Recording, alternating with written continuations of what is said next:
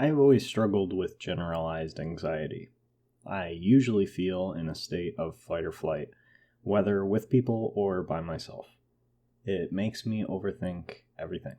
How a conversation went, movements I made, whether I'm doing what I'm supposed to right now, whether someone might be watching me right now, or something.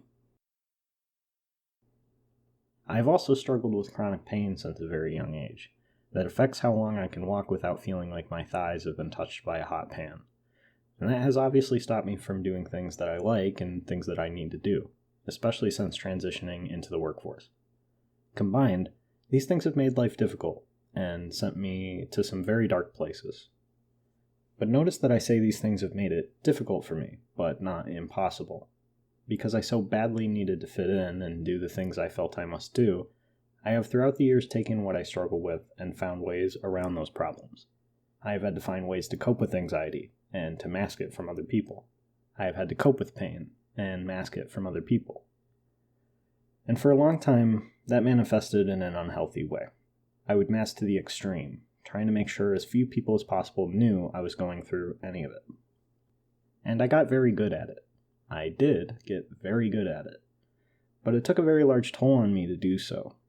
I always felt like I wasn't showing people who I was, and I was taking on burdens that made my problems worse because I was worried about people perceiving me certain ways, as lesser or weak or whatever the concern of the day was.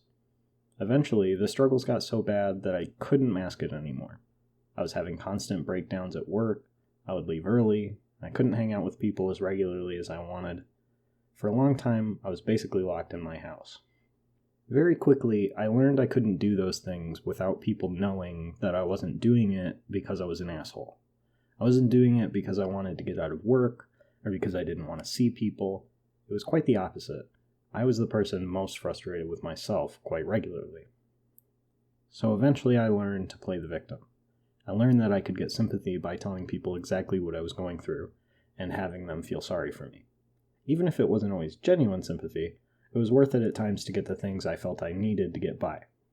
This feeling still made me extremely uncomfortable, and I hated it with a passion, but it was necessary as opposed to them thinking I wasn't going through anything besides laziness. But eventually, when you play the victim to others enough, you start to believe it yourself. You start to get depressive and sink into it more. And the more the excuse works for you, and the more you get out of, the more you're going to do it. Even at times where before you might have been able to push through and maybe felt good about it. Maybe that wasn't too much for you, even if it was a struggle. But now you're getting out of it, every opportunity you can. And you're getting out of it to just sit at home and not feel good anyway. So now you feel double bad. You feel like you've lied to someone and wronged them again. Just instead of lying by omission, you're lying by exaggeration in a bid for sympathy. And people catch on to that game the more you start pushing it. Even if it's true at times. I never lied. I was always either in pain or having some sort of breakdown, or both. Usually both, because they influence one another.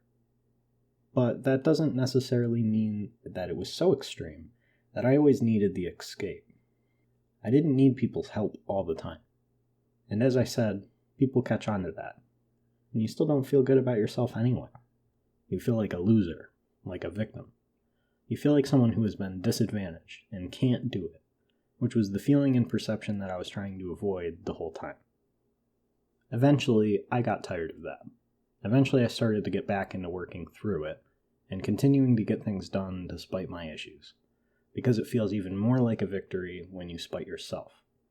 Everything that I do is more important, more impactful than that same thing being done by someone who doesn't go through what I go through. And this is what I mean when I say changing your outlook, your identity even, from being the victim to being the survivor. My struggles, mainly being anxiety and pain, have also been extremely character building, as old as that makes me sound. Because, as I said, I've had to find more than coping mechanisms, survival strategies. I've had to find ways to, even with the problems I have, continue to tackle the things that everybody has to. And that makes me not weaker than other people, but stronger. But only if I push through. Only if I continue to do what is needed. And this will not only change your perception of yourself and how much you can get done, but it will also change how other people see you. Because people notice that you start to feel better, and that you're getting more done, and that you aren't letting your problems get in the way. People tend to appreciate everything you do for them when they know that you have to do so much. The optimal strategy is not to get out of things because of your struggle. It's to do things when people know you're struggling, and to get it done better and faster than someone else who wouldn't have had to try as hard as you, who hasn't had to do the work you have. Treat yourself right. Give yourself credit. Don't ever stop unless you truly have to. Don't hide it from people. But don't make people feel bad for you. Make them admire you and respect you. And respect them back with hard work and dedication. You'll feel better for it.